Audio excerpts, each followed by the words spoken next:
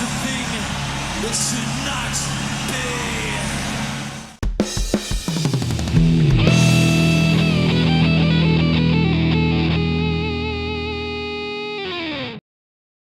Written by James Hetfield, Lars Ulrich, and Kirk Hammett, The Thing That Should Not Be is the third song off Metallica's third album, Master of Puppets, and is, according to former bass player Jason Newsted, About the heaviest number known to mankind.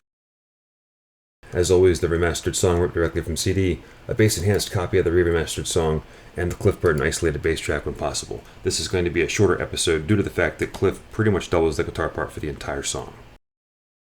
The song was difficult for two reasons. One, splitting the bass track, it took a long time on this one. YouTube compression usually shortens the length of the song whenever there's a gap in sound, and it usually expands whenever there's a longer note. This song has both. It has long whole notes, and it has short pulses that happen along with the drums and the verses as far as the bass part goes. So all those pulses, the song basically contracted, and all those long whole notes, it expanded. The length of the song never changed, but the speed of the bass track changed, and it was quite difficult to line up with the drums. Just a quick show you, I've got the Cliff part soloed. These are the long whole notes. And now the pulses.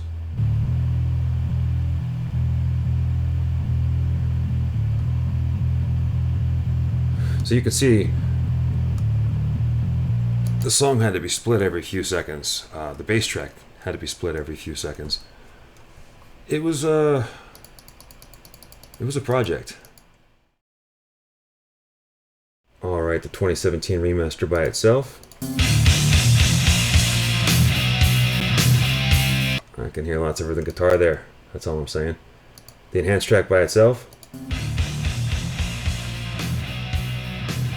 It doesn't sound like much, but it boosts the low frequency a lot. The Cliff part by itself. Alright, and the difference.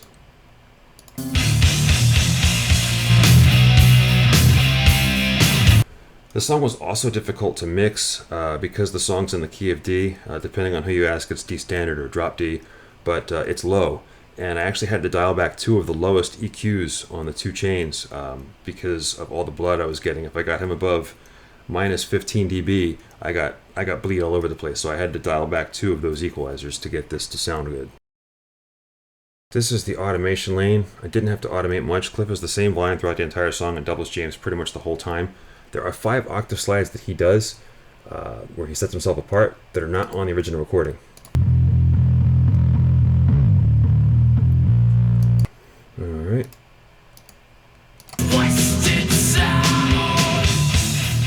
Did you hear that? Because I didn't.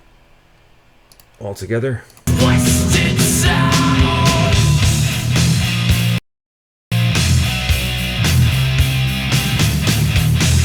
And again, just enough to make them audible.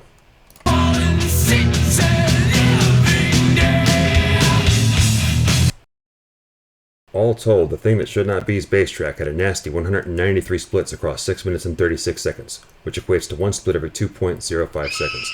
This song was hard. And now it's time once again for the in-album Lifeline segment, brought to you as always by Fresh Produce. No, not the brand, the concept. Eat your fruits and veggies. In this segment, I always ask the question, would I trade? If the song that I'm working on has an isolated bass track, would I trade it away for one that doesn't? And if the song that I'm working on does not have an isolated bass track, would I trade it for one that does? In the case of the Master of Puppets album, there are 8 songs, 6 of which have isolated bass tracks. The 2 that do not are Leper Messiah and Damage Incorporated. With regards to The Thing That Should Not Be, it is just like Escape on the Ride of the Lightning album. It's the song that they wrote in the studio to get one more song for the album, and Cliff doubles the guitar part the entire time. So when up against Leper Messiah, which has that killer groove bass track, or Damage Incorporated, which is the other bookend to Battery's onslaught of speed and aggression, I would have to say the verdict is yes. I would definitely trade The Thing That Should Not Be's bass track to get one for Leper Messiah or Damage Incorporated. Now I will just sing.